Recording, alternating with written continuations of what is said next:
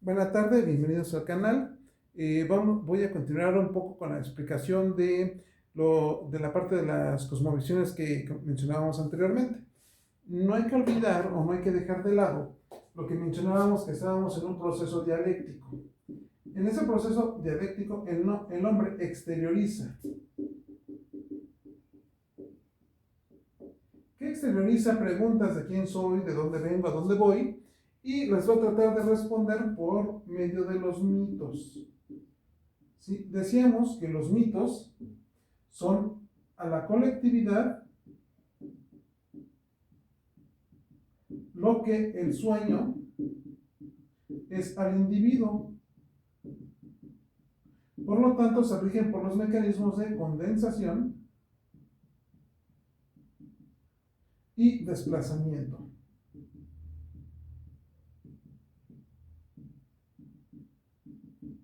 Entonces lo rige el mismo. Entonces, esta exteriorización, tenemos también una objetivación.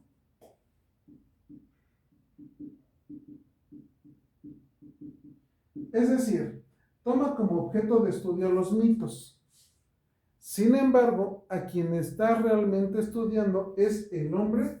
Se está estudiando a sí mismo por medio de los mitos. Y va a generarse una interiorización. El hombre va a pensar que lo que está estudiando, lo que está aprendiendo, lo que está construyendo, es el mito. Sin embargo, se está construyendo a sí mismo. Los mitos, por eso, van a tener características determinadas del ser humano. Entre ellas, como cuáles, pues va a tomar, por mencionar un mito de muchos más, el mito de Prometeo. En el mito de Prometeo va a haber características de los hombres que van a tener una cuota de conocimiento, ¿sí?, que se la van a brindar a personas que no han realizado el esfuerzo suficiente. Por eso es castigado devorándole un buitre las entrañas. ¿Y eso por qué? Porque el hombre, Prometeo, para darle este fuego a los demás hombres, pues se lo roba a Vulcano, ¿sí?, que es el dios del fuego. De hecho, por eso viene la parte de la vulcanología, la parte de los volcanes, ¿no?, que tiene que ver con fuego. Entonces se lo roba a él y es castigado, siendo sus entrañas el hígado en algunos mitos, a las vísceras como tal en otros, dependiendo del mito que nosotros consultemos.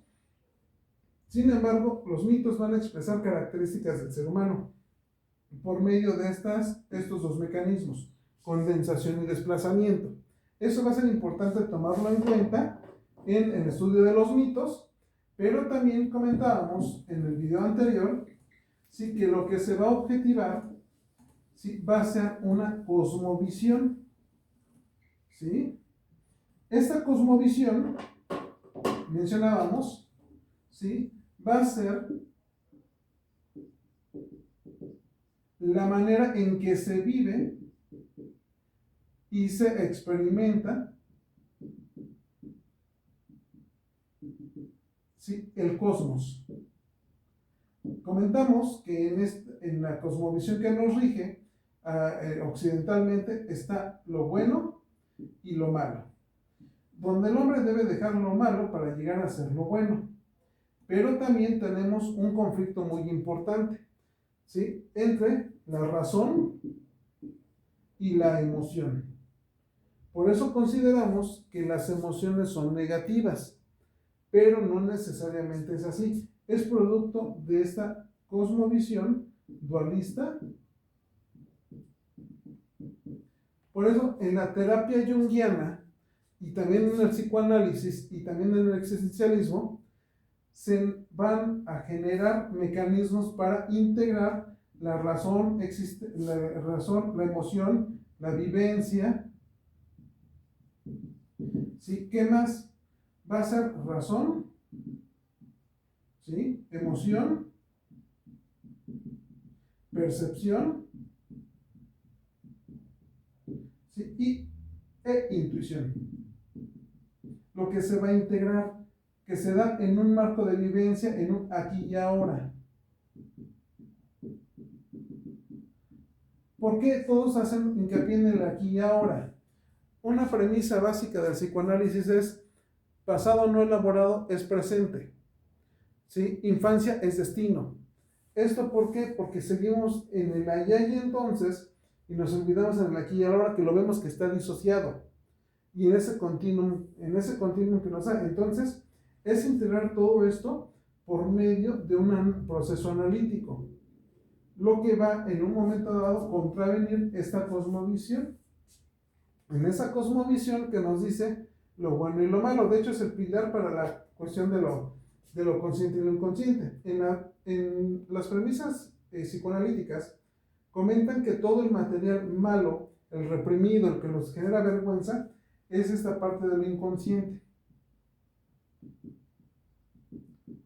Jung maneja algo diferente. Jung maneja que lo que está en el material del inconsciente es lo reprimido, lo no conocido. No necesariamente porque es bueno o malo, simplemente porque no lo conoces individualmente, colectivamente en tu familia o en una escala mayor en una cultura. Esta cosmovisión, cuando se reapropia, ¿sí?, nos va a dar como un resultante de que el hombre se va a instaurar en el ser en el mundo. ¿Sí? Y aquí empezamos a ver con esquemas bien existencialistas. ¿Sí? Este ser en el mundo, en el cómo se va a vivenciar en medio de eso bueno, malo, bonito, feo, y qué es lo que va a ir alcanzando. Dependiendo de cómo lo traduzca el hombre, le va a dar paso en una cuestión colectiva a la cultura. La cultura, como regulador en una relación entre el hombre con el hombre mismo, con la naturaleza, ¿sí?, con la sociedad y con el concepto de divinidad. Entonces, para eso sirve la cultura. En la cultura van a salir los usos, las costumbres,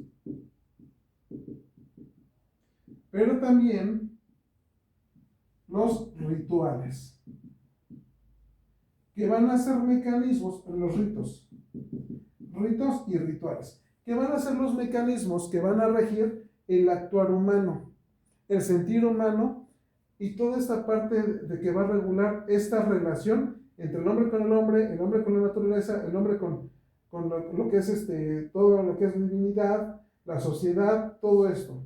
Los ritos y rituales. Pongo de ejemplo un calendario que se utilizaba en México prehispánico. Y este calendario tenía una doble naturaleza, una naturaleza masculina y femenina, el Tonalpohualli y el Xiuhpohualli, que eran los calendarios con con ritos lunares y solares,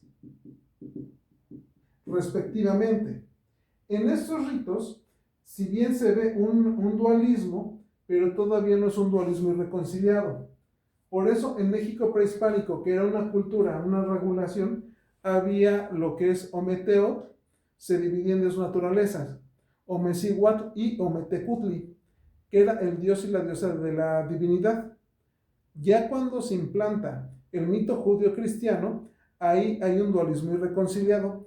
Para las figuras feminizadas se dejan de lado, porque es un rito basado en una parte solar, netamente, con un calendario de 365 días, 366 en años bisiestos, ¿sí?, y no tanto como estos calendarios, tanto lunar como solar. Entonces, dependiendo de toda esa distribución de tiempo, se va a distribuir en rituales.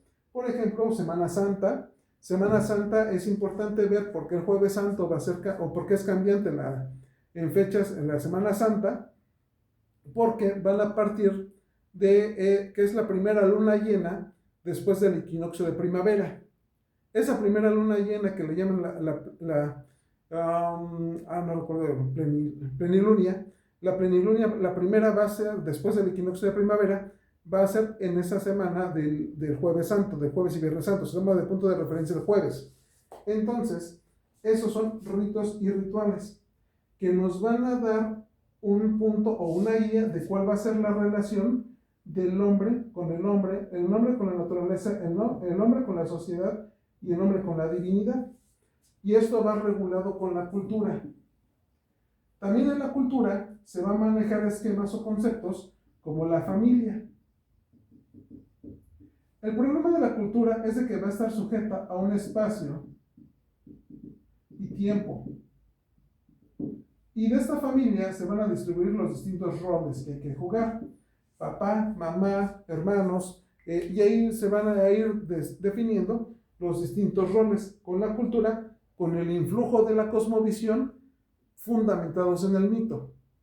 El problema es de que muchas veces nada más nos enfocamos al concepto de la familia y los roles, pero no cuestionamos los demás. Y este es un conflicto importante que surge en una herramienta terapéutica que son las constelaciones, porque nos da mucha información y nos da a la parte hasta mitológica de las familias.